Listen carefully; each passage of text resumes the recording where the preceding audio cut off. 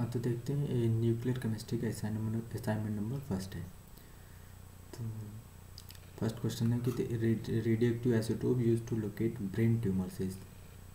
तो इसमें आयोडीन का आइसोटोप यूज़ होता है जिसका मास नंबर कितना 131। तो इसको याद रखेंगे, आयोडीन का आइसोटोप यूज़ होता है लोकेट ब्रेन ट्यूमर्स में। नेक्स्ट क्वेश्चन देखते हैं।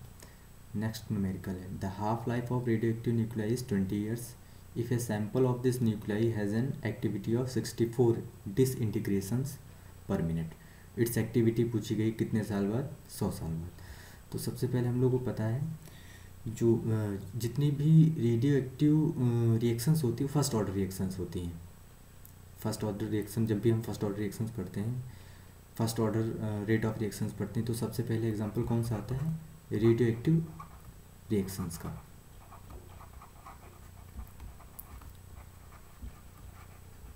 रेडियो एक्टिव रिएक्शंस का तो इसका जो रेट इक्वेशन होती है वो कैसे लिखी जाती है, lambda T equals to 2.303 log of initial concentration upon final concentration after time t, A naught upon A t. तो यहाँ पर क्या पूछा गया है, इसमें 100 साल बाद इट्स एक्टिविटी आफ्टर 100 years पूछी गई। तो टाइम तो दिया हुआ है, 100 year टाइम है, ठीक है। इनिशियल कंसंट्रेशन कितनी है, 6400 डिसइंटीग्रेशन पर मिनट दी हुई। तो हमको सबसे पहले यहाँ पे क्या निकालना है, यहाँ पे लैम्डा की वैल्यू निकालनी है। तो ये तो पता है हम लोगों को टी की वैल्यू कितनी है, 100 year है और 6400 मतलब इनिशियल कंसंट्रेशन आपको दे दी गई। तो यहाँ पे 80 की वैल्यू निकालनी है, 80। तो कैसे वैल्यू पुट करेंगे, तो लैम्डा इक्वल्स टू 2.303, टी नीचे जाएगा, टी कितना आपका 100 year है, into log of initial concentration कितना दिया हुआ है 6400, 80 निकालना है हम लोग को। We know that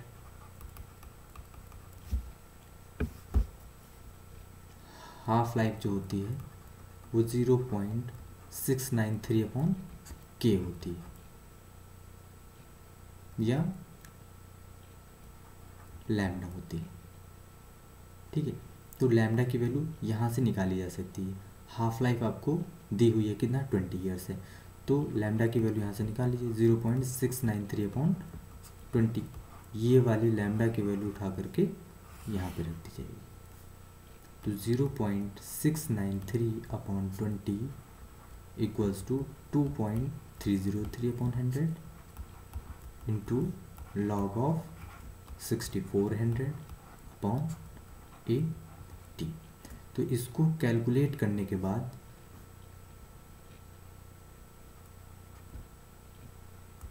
log of 6400 upon 80, इसको कैलकुलेट करेंगे कितना आएगा, 0.693 इंटू 100 हो जाएगा, और ये क्या हो जाएगा 20 इंटू 2.303।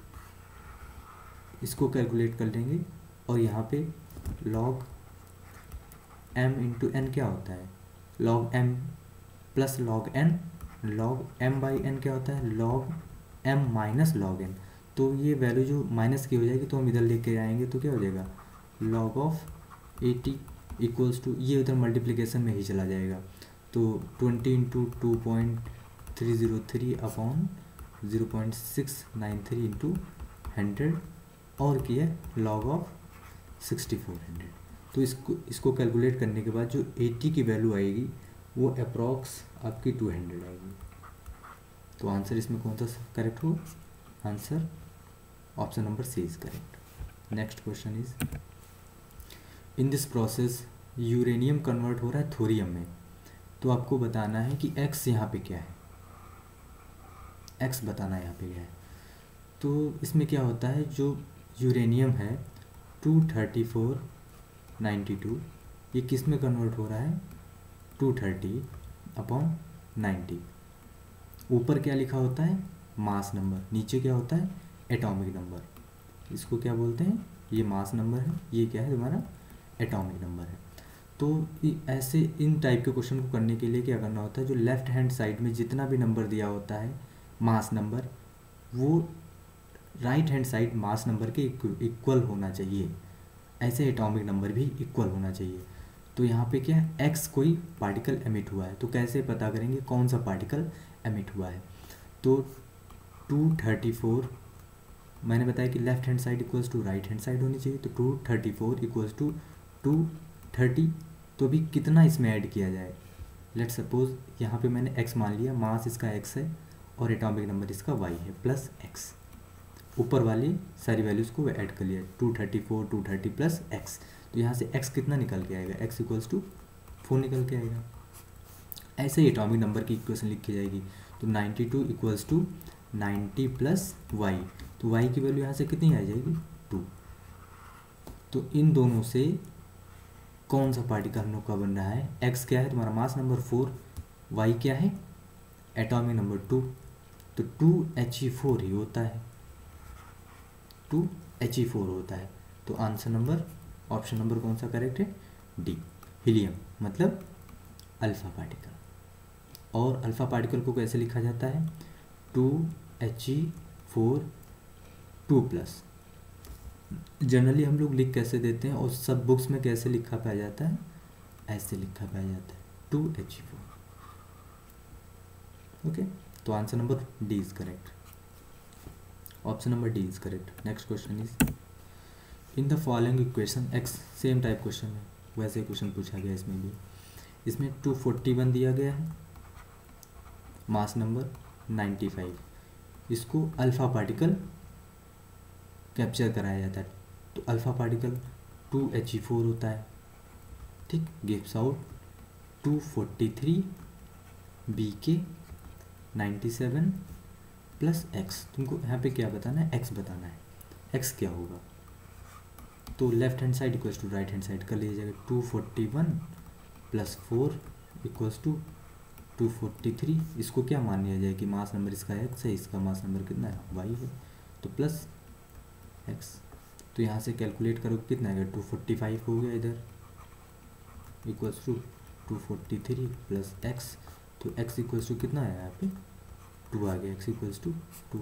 नेक्स्ट एटॉमिक नंबर की इक्वेशन को कैलकुलेट करिए, 95 plus 2 equals to 97 plus Y, both sides are equal, 97 plus है तो वाई इक्वल्स टू 0 निकल के आया, यहाँ से वाई 0 आया। अब इन दोनों से क्या बनेगा, 2 0। तो सपोज जैसे एक्स यहाँ पे हमने मान लिया, तो ये तो कोई पार्टिकल होता ही नहीं 2 0। अच्छा, हम लोग जानते हैं वी नो डैट न्यूट्रॉन होता है 0, ये होता है न्यूट्रॉन। तो इसको अगर हम लोग 2 से मल्टीप्लाई कर दें तो इक्वेशन पूरी यही हो जाएगी। तो 2 × 1 न्यूट्रॉन 0। तो कौन सा पार्टिकल एमिट हो रहा है, न्यूट्रॉन एमिट हो रहा है। Option number A is correct, option number A is correct. Next question is question number 5 है कि the total number of steps involve and number of beta particles emitted in the spontaneous DK of the 238 92 uranium और 208 82 lead respectively. तो ये जो series है question number 5 की, ये uranium series बोली जाती है। 238 92 ये क्या है, यूरेनियम गिव्स आउट, एक्चुअली ये गिव्स आउट है 208 लेड 82। तो ये जो सीरीज़ बोली जाती है ये यूरेनियम, इसको याद करने की कोई ज़रूरत नहीं। इसमें 2 चीज़ें तुमको ध्यान रखनी पड़ेंगी कि इसको क्या बोलते हैं, यूरेनियम सीरीज़, यूरेनियम सीरीज़। इसमें टोटल नंबर ऑफ स्टेप्स कितने होते हैं, total number of steps involve equals to 14। कितने होते हैं 14। और इसमें अल्फ़ा पार्टिकल कितने एमिट होते हैं, 8 अल्फ़ा पार्टिकल एमिट होते हैं और beta particles 6 beta particles emit होते हैं। तो 2 ऑप्शन तो ऐसे एलिमिनेट हो गए, क्योंकि इसमें नंबर ऑफ स्टेप्स पूछ रहा है, 2 ऑप्शन में तो 8 6 दिया हुआ है, बचे 2, इसमें भी 14 है, इसमें भी 14 है। दूसरे नंबर पे क्या पूछ रहे हैं, बीटा पार्टिकल, तो बीटा पार्टिकल कितने एमिट होते हैं, 6, तो ये वाला सही, तो option number B is correct option. Next question is aluminium 27 aluminium का जो आइसोटोप है ये स्टेबल आइसोटोप माना जाता है। इन्होंने बताया कि ये स्टेबल आइसोटोप है, स्टेबल आइसोटोप। तो कहते हैं कि 29 aluminium is expected to disintegrated by, तो सबसे पहले क्या 29 एल्यूमिनियम, अगर ये इसको स्टेबल बता रहे हैं तो स्टेबल न्यूक्लियर में ही कन्वर्ट होना चाहेगा। एल्यूमिनियम 27 13, तो यहाँ पे कोई ना कोई पार्टिकल एक एमिट हो रहा होगा, ठीक है। तो इसको वही left hand LHS equals to RHS कर लेते हैं, तो 29 इक्वल्स टू 27 प्लस एक्स, तो x इक्वल्स टू यहाँ पे कितना आ गया 2, ऐसे 13 इक्वल्स टू 13 प्लस वाई, तो y इक्वल्स टू 0, तो 2 0 x, तो फिर से वही न्यूट्रॉन वाली कंडीशन आ गई, न्यूट्रॉन वाली कंडीशन आ गई। तो न्यूट्रॉन वाली कंडीशन में क्या होता था, तो न्यूट्रॉन तो यहाँ पे दिया ही नहीं, न्यूट्रॉन का मतलब हो जाएगा 2 1 0 n, 2 1 0 n। तो इस वाले केस में क्या होता है, इस वाले केस में ये सबसे पहले प्रोटॉन में कन्वर्ट होता है, प्रोटॉन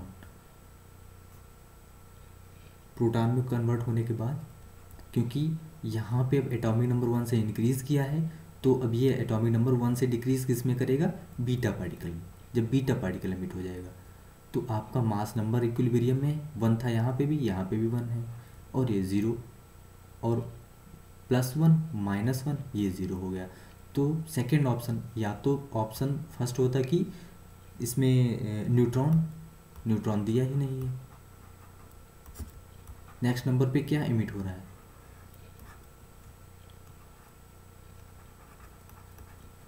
बीटा पार्टिकल, तो ऑप्शन बी इज करेक्ट।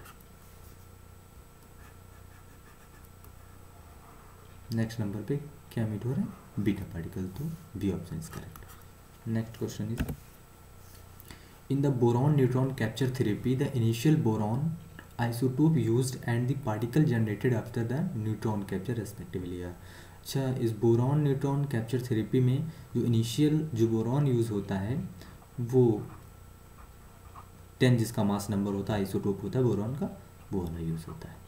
फिर इन्होंने बताया कि the initial boron isotope used, तो ये वाला होता है, ये कंफर्म हो गया, ये याद करना पड़ेगा आपको। तो मतलब एक तो ये ऑप्शन हो गया, एक तो ये ऑप्शन हो गया, ये 2 ऑप्शन कट हो गए। The particle generated after neutron capture, अब न्यूट्रॉन कैप्चर कराना है इसको, न्यूट्रॉन कैप्चर का मतलब हुआ ये, इसके बाद कौन सा पार्टिकल जनरेट होगा, तो आपको याद करना पड़ेगा इसके लिए कि इसकी इक्वेशन होती है लिथियम जनरेट होता है। अब लिथियम जनरेट होता है, तो अगर तुमको इसमें से एक भी कोई चीज़ याद है तो यहाँ पे ये वाला फाइंड किया जा सकता है।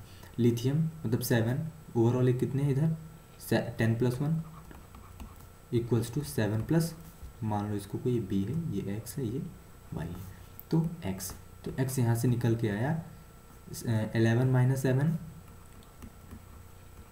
4, x इक्वल्स टू 4। ऐसे ही b निकालो 5 + 0 इक्वल्स टू 3 + y, तो y बराबर कितना आ गया 2। तो इन दोनों से क्या बनेगा 4 2, तो भाई हीलियम बन रहा है, अल्फा पार्टिकल एमिट, ठीक है। ये क्या है, अल्फा पार्टिकल। तो सबसे पहले आपको पता होना चाहिए कौन सा इसमें बोरॉन न्यूट्रॉन कैप्चर थेरेपी में कौन सा आइसोटोप बोरॉन का यूज़ होता है, तो जिसका मास नंबर 10 होता है, वाला आइसोटोप यूज़ होता है, ये रहा आपका। और कौन सा पार्टिकल एमिट होता है after neutron capture, which particle is emits after neutron capture, then we know that alpha particle is emit. Answer number option number B is correct. Next question is the number of beta particles prepared in the following radioactive decay process. The number of beta particles prepared in the following radioactive decays. तो देख लेते हैं 2 38 uranium है 92 gives out 234 uranium 92। कुछ नहीं करना है इसमें, left hand side equals to right hand side करनी है। तो पहला ऑप्शन अगर देखते हैं तो 1 अल्फा पार्टिकल, अगर 1 अल्फा पार्टिकल इसमें एमिट किया जाता है तो 4 2H4 38 था इधर 34 4 तो 38 तो हो गया इधर भी 92 मगर एटॉमिक नंबर 2 से इंक्रीज कर गया तो 1 अल्फा पार्टिकल इसमें 2 अल्फा पार्टिकल होगा, यहाँ पे अल्फा होगा, नो अल्फा 4 बीटा 1 बीटा। अगर इसमें से हम एक बीटा माइनस कर दें तो -1 से एक और ये अगर बीटा एक माइनस कर दें तो ये क्या होगा 1 अल्फा 1 बीटा, ये भी 1 बीटा। तो ओवरऑल कितने हो गए 2 बीटा और 1 अल्फा। तो 1 अल्फा और 2 बीटा पार्टिकल एमिट्स होते हैं इसमें रेडियोएक्टिव डीके में, 1 अल्फा और 2 beta particle emits. Option number A is correct.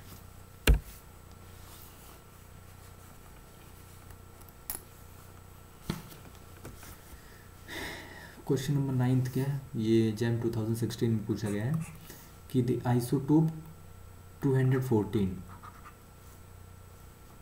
Polonium 84 undergoes 1 alpha and 1 beta particle emission. Suppose x कोई न्यूक्लियाई बनती है, इन्होंने बताया कि 1 अल्फा में कन्वर्ट हो रहा है तो 2He4, ठीक है। यहाँ पे तो कितना आएगा तो 214 है इधर 214 होना चाहिए तो 210 बचेगा इधर 84 है 2 इधर है तो कितना 82 ही हुआ। तो सबसे पहले 1 अल्फा पार्टिकल तो एमिट हो गया, 1 अल्फा पार्टिकल हम लोगों ने एमिट करा दिया। नेक्स्ट इन्होंने बताया कि 1 बीटा पार्टिकल आल्सो एमिट्स, ठीक 1 बीटा पार्टिकल भी एमिट करा दिया जाए, beta 0, but LHS equals to RHS होना चाहिए तो 210 तो वैसे ही रहेगा। सपोज ये न्यूक्लियाई कौन सी, इन्होंने बताया है इसमें कि ये न्यूक्लियाई आपकी एक्स न्यूक्लियाई है, ठीक है। इसके बाद 82 तो इधर भी क्योंकि लेफ्ट हैंड में 82 है राइट हैंड में 82 होना चाहिए तो 82 इधर कब आएगा जब यहाँ पे 83 होगा भाई, 83 - 1 करेंगे तभी तो 82 आएगा। तो ओवरऑल जो न्यूक्लियाई आई ये न्यूक्लियाई आई, इसका आपको बताना है कि नंबर ऑफ न्यूट्रॉन इसमें कितने होंगे। तो नंबर ऑफ न्यूट्रॉन कैसे निकलते हैं, number of neutron mass number minus atomic number, minus atomic number. Mass number कितना दिया है 210 माइनस 83, ओवरऑल 10 - 3 7, 20 - 8 12, 127। Answer is 127। ये NAT टाइप में पूछा गया होगा क्वेश्चन, जैम 2016 में न्यूमेरिकल आंसर टाइप क्वेश्चंस में ये पूछा गया होगा। 127 न्यूट्रॉन्स इसमें निकलते हैं। Next question is the radioactive elements undergo 80% radioactive decay in 300 minutes. The half life of this process species in minutes. तो हाफ लाइफ के लिए आपको T half equals to 0.693/K पता होना चाहिए, K की वैल्यू और या लैम्डा की वैल्यू पता होनी चाहिए। तो सब हम लोग को पता है कि इसके लिए रेडियोएक्टिव रिएक्शंस के लिए जो rate of reaction first order reaction होती है तो lambda T equals to 2.303 log of initial concentration upon final concentration. तो यहाँ से लैम्डा की वैल्यू निकालनी है तो 2.303 अपॉन टाइम कितना दिया हुआ है 300 मिनट्स, 300 मिनट, ठीक। इनिशियल कंसंट्रेशन कितनी बताई गई, बताया कि the radio active elements undergo 80% radio active decay, 80% radio active decay. तो इनिशियल कंसंट्रेशन 100 थी, 80% डीके हो चुका है तो कितना बचा हुआ, फाइनल कंसंट्रेशन कितनी होगी 20%। तो 2.303 अपॉन 300 log ऑफ 5 लैम्डा। तो ये वाली लैम्डा की वैल्यू उठा करके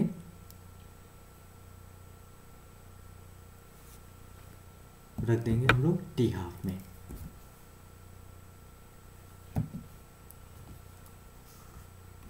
two point 303 upon 300 into 0. log 5 की वैल्यू कितनी होती है? 0.6987 0.6987। तो लैम्डा की वैल्यू यहाँ से कैलकुलेट कर दी जाएगी। कैलकुलेट करके देखते हैं। 2.303 into 0.6987 0.6987 equals two divided by 300। तो कितना आता है? 0.00536। लैम्डा की वैल्यू इतनी आएगी, तो 0.693 डिवाइडेड बाई 0.00536। तो ये कैलकुलेट करने पर आपका आएगा अप्रॉक्स 129.15 129.15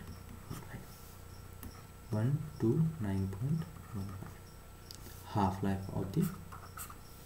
तो किसमें आएगी? Next question is question number 11। The radioactive sample decay to 10% of it initial amount in 40 minute. तो इसमें भी वही सेम फॉर्मूला लगाना है। Lambda T equals to 2.303 log of initial concentration कितनी दी होगी? सपोज 100% होगी। अब कितनी बची है? सैंपल डिकेज टू लिखा हुआ है। 100 - 10 नहीं करेंगे, 90 नहीं होना होगा यहाँ पे, सीधे 10 लिखा जाएगा। तो लैम्डा टी, लैम्डा की वैल्यू निकालनी है सीधे। तो 2.303 टी कितना दिया हुआ है? 4600 मिनट। ध्यान रखें यहाँ पे 4600 मिनट दिया है। log 10 हो जाएगा, log 10 की वैल्यू 1 होती। तो 2.303 4600। अब इसमें रेट कांस्टेंट किस में पूछा गया? आर में पूछा गया है। तो मिनट को आर में कन्वर्ट करने के लिए क्या 60 से डिवाइड कर दिया जाएगा। तो 2.303 अपॉन 460 इंटू 6। तो ओवरऑल जो क्वेश्चन आपका आ जाएगा इसमें 0.03 आवर पर आवर। ये आपका क्या आएगा? Rate constant. ये एनईटी टाइप में पूछा गया होगा क्वेश्चन। आंसर होगा 0.03 per hour. Next question number 12 is the decay mode of the carbon 14 and oxygen 14। Decay mode क्या होगा इन दोनों का? अच्छा, 14 कार्बन, इसका एटॉमिक नंबर होता है 6। नेक्स्ट है ऑक्सीजन का एटॉमिक नंबर होता है 14। तो सबसे पहले इसमें निकालना होता है N/P रेशियो। तो न्यूट्रॉन 14 - 6 करेंगे, कितना आएगा? 8। प्रोटॉन तो 6 ही है इलेक्ट्रॉन के बराबर। तो 8/6 मतलब greater than 1। N/P greater than 1, greater than 1 आ जाएगा ना। ऐसे ही इसका देखते हैं N/P। N कितना? न्यूट्रॉन 14 - 8 6/8। तो ये तो लेस देन 1 आ गया।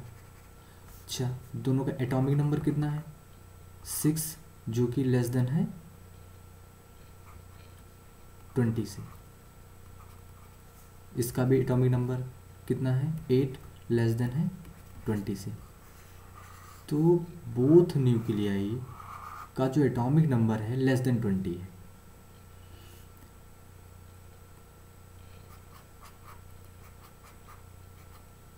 अप्रॉक्स 1 पॉइंट समथिंग आएगा, 1 पॉइंट समथिंग आएगा। और इसका N/P रेशियो जो है वो 1 से बड़ा है। तो ये क्या करना चाहेगा? क्योंकि 1 से अगर बड़ा है तो क्या डिक्रीज करना चाहेगा? N/P रेशियो को डिक्रीज करना चाहेगा फॉर स्टेबलाइजेशन,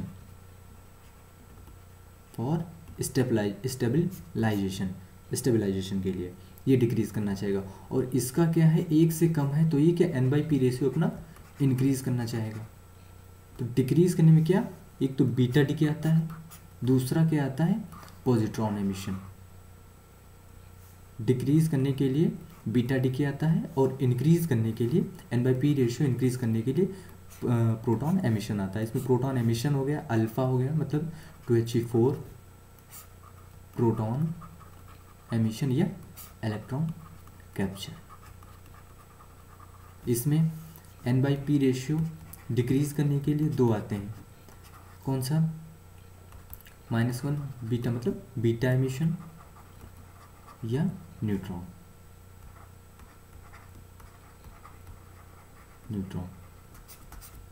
दो। और n/p रेशियो इंक्रीज करने के लिए तीन आते हैं, अल्फा पार्टिकल या तो प्रोटॉन या इलेक्ट्रॉन कैप्चर।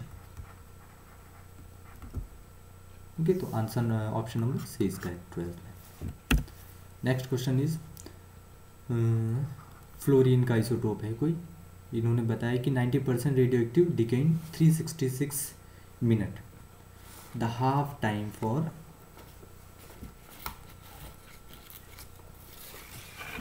हाफ टाइम में पूछा गया।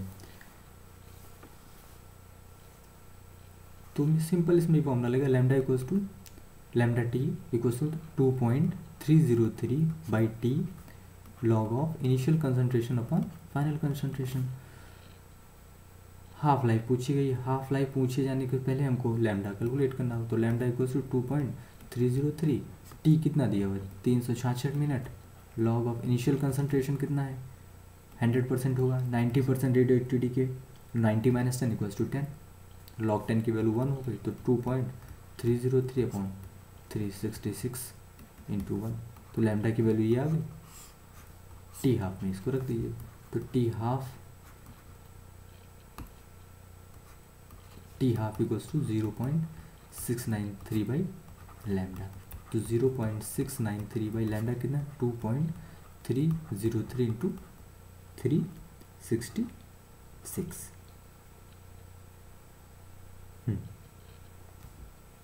तो ये आपकी वैल्यू अप्रॉक्स वही आ जाएगी 110.133। तो ये किसके अप्रॉक्स है भाई, डी ऑप्शन के अप्रॉक्स है 110 दिया हुआ, तो ऑप्शन नंबर इसमें डी इज करेक्ट होगा। मेन इसमें इस इक्वेशन को याद रखना है और कुछ नहीं। और दूसरी चीज़ याद रखना कि यहाँ पे इन टर्म्स पे decay radioactive decay 90% decay हो चुका है, अंडरगोस 90% रेडियो एक्टिविटी, तो इन फाइनल कंसंट्रेशन कितनी बची हुई है, फाइनल अमाउंट कितना बचा हुआ है 10% ही बचा हुआ है, 90% हो चुका है। तो हम लोग अगर इनिशियल 100 माना गया है तो 90 अगर हो गया तो कितना 10 ही तो बचा हुआ है, तो इस चीज़ पे ज़्यादा ध्यान देना है। Next question is 14 number question है, the radiation with the highest energy among the following is. अच्छा, इसके लिए आपको एक सीरीज़ याद रखनी होगी, CGXUVIMR।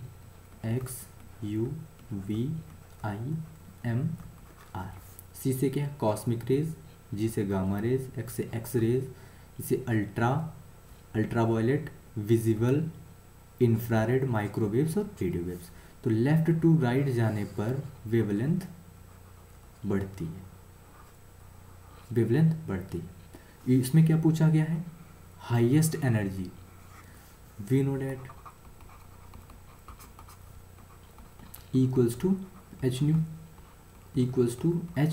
न्यू क्या होता है C बाई लैम्डा, जिसकी वेवलेंथ ज़्यादा हो उसकी इसकी एनर्जी कम होगी, तो इसकी तो वेवलेंथ ज़्यादा है, एनर्जी सबसे कम होगी, और इसकी वेवलेंथ सबसे कम है तो एनर्जी सबसे ज़्यादा होगी।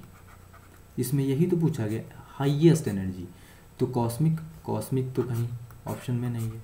इसके बाद जो गामा रेज है ऑप्शन में, तो option number D is correct. ये वाली सीरीज आपको याद रखनी, cosmic rays, gamma, x, ultraviolet, visible, infrared, microwaves और रेडियो वेव्स।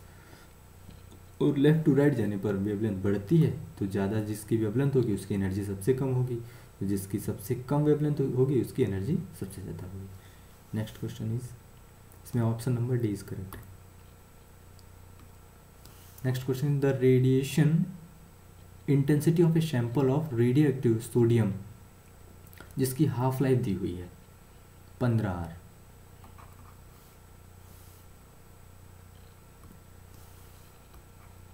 टी हाफ दिया हुआ इसका 15 आवर, ठीक है, बिकम 1/10 ऑफ इस original intensity, the radiation intensity of a sample of radio active sodium. तो lambda equals to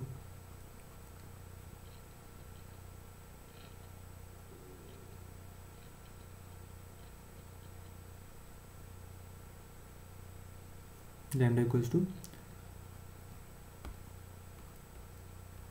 2.303 upon T log of initial concentration upon final concentration 2.303। तो lambda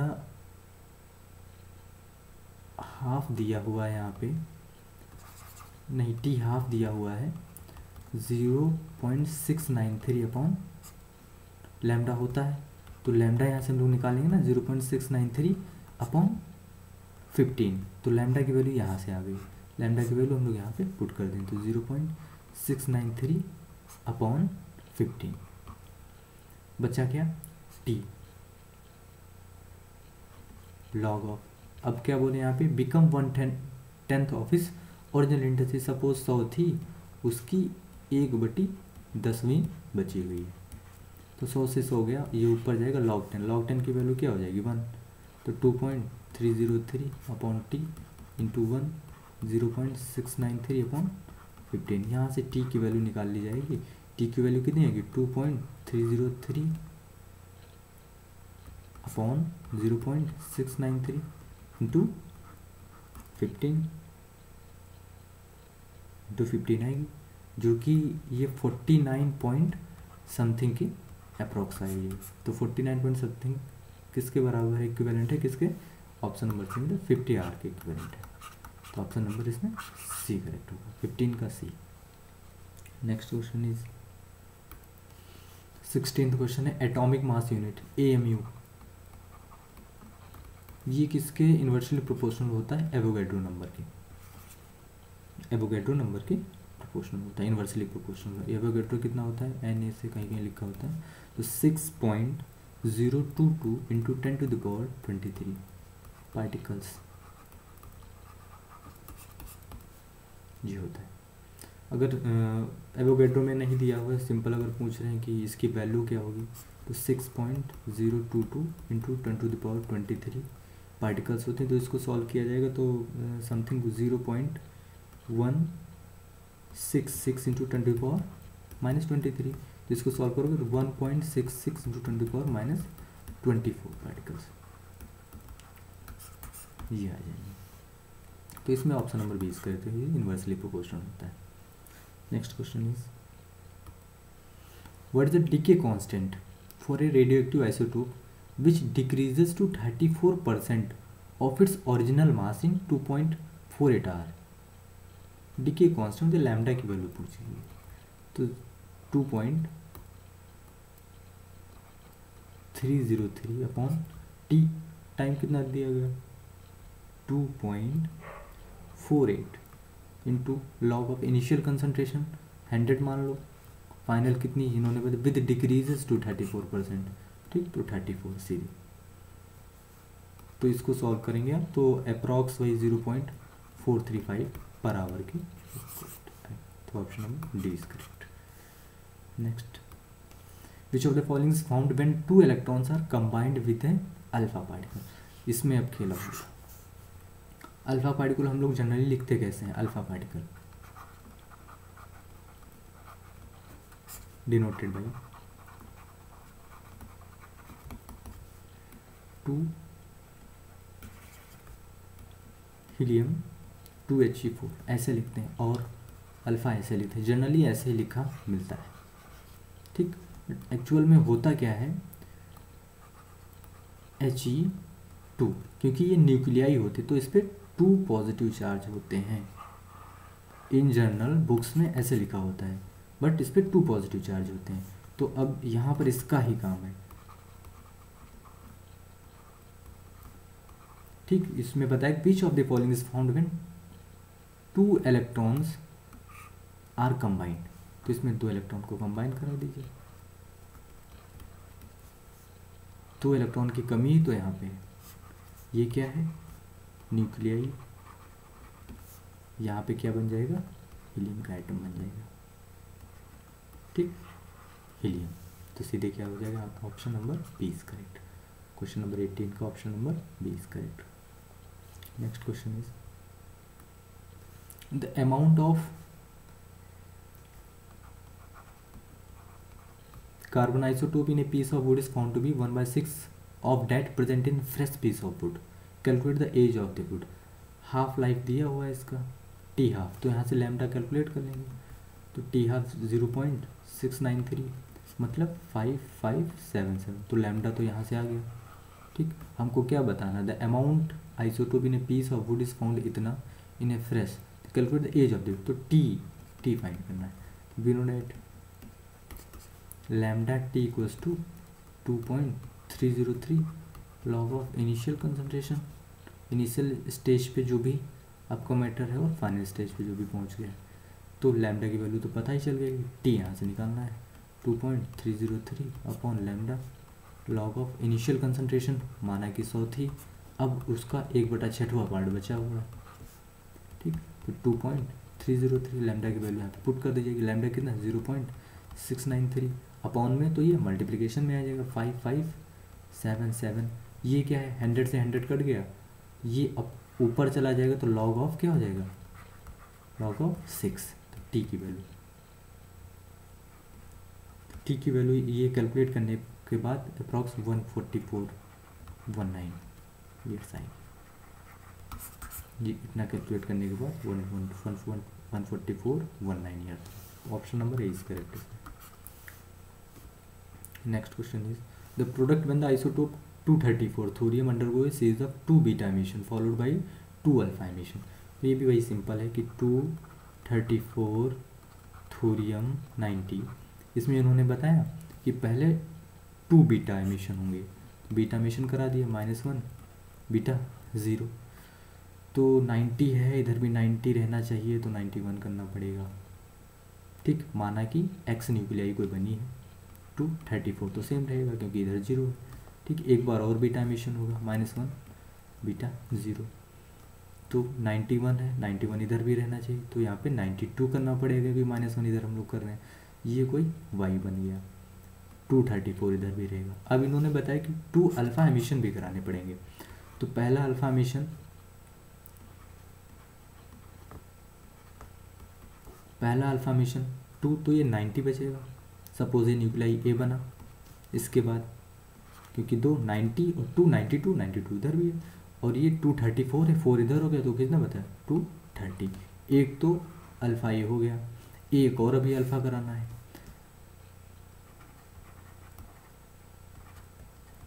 90 था, अभी अल्फ़ा कराना है, तो कितना बचेगा 88। ठीक, ये सपोज न्यूक्लियाई बी है, ये 230 है, 4 और माइनस कर दीजिए 226। तो अकॉर्डिंग टू क्वेश्चन इसमें बताया गया कि जो थोरियम न्यूक्लियाई है 2 बीटा पार्टिकल एमिट करती है पहले, emission followed by 2 alpha emission. तो एक तो ये हो गया, एक ये हो गया, तो 2 बीटा हो गए, एक अल्फ़ा ये हो गया और एक अल्फ़ा ये हो गया, 2 अल्फ़ा हो गया। तो लास्ट में जो न्यूक्लियाई बची आपकी ये न्यूक्लियाई, इसमें सीरीज याद करने की ज़रूरत नहीं है, इसमें मास नंबर और एटॉमिक नंबर से ही पता चल जाएगा। तो 226 और 88 किसका, देखो 228 है, ये भी गलत, 226 ये है मगर इसका 84 है, तो ये भी गलत, ये भी गलत, ये आपको बचा इसमें। Next question is for the following fusion reaction, ये दिया हुआ है इक्वेशन, ये रिएक्टेंट प्रोडक्ट दिया हुआ है, the Q value in mega electron volt में क्यू वैल्यू बतानी है। तो क्यू वैल्यू के लिए एक इक्वेशन याद करनी पड़ेगी, Q value equals to mass defect delta M into 931.5 mega electron volt. इस वैल्यू को याद करना पड़ेगा। डेल्टा एम क्या है, mass of reactant minus mass of product. तो मास ऑफ रिएक्टेंट कैसे निकाला जाएगा, रिएक्टेंट में कितने हैं, 4 हैं रिएक्टेंट, 1H1 का दिया हुआ है, मास ऑफ 1H न्यूक्लियाई कितना 1.007825। ऐसे मास ऑफ प्रोडक्ट भी दिया होगा, प्रोडक्ट का मतलब प्रोडक्ट में क्या है, तो सारे पार्टिकल्स हैं, ये सारे पार्टिकल्स हैं, तो 4 मतलब सिंगल है इसमें। हीलियम का भी दिया हुआ कितना 4.002604। तो mass of reactant minus mass of product करेंगे, जो भी आएगा वो डेल्टा एम आएगा। डेल्टा एम को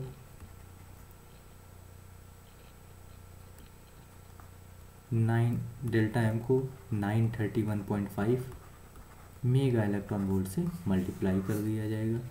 जो भी इसका आंसर आएगा उसका आंसर होगा 26.73 मेगा इलेक्ट्रॉन वोल्ट। इसमें मेन चीज़ थी आपकी डेल्टा एम क्या है, mass of reactant minus mass of product. Q value क्या है, delta M into 931.5 mega electron volt.